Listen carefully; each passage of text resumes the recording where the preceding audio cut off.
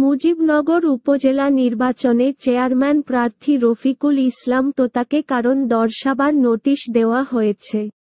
মেহেরপুর জেলা নির্বাচন অফিসার ও রিটার্নিং কর্মকর্তা ওয়ালিউল্লাহ মুজিবনগর উপজেলা চেয়ারম্যান প্রার্থী রফিকুল ইসলাম তোতাকে কারণ দর্শাবার নোটিশ দেন।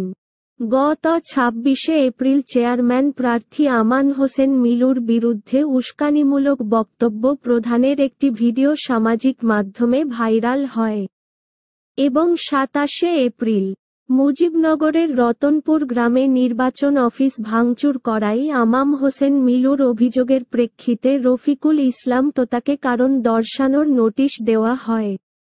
উপজেলা পরিষদ নির্বাচন আচরণ বিধিমালা ২০১৬ এর বিধি ১৮ লঙ্ঘনের দায়ে কেন আইনগত ব্যবস্থা গ্রহণ করা হবে না, তা আগামী ২রা মে বিকাল ৪টার মধ্যে লিখিত ব্যাখ্যা প্রদানের আহ্বান জানানো হয়।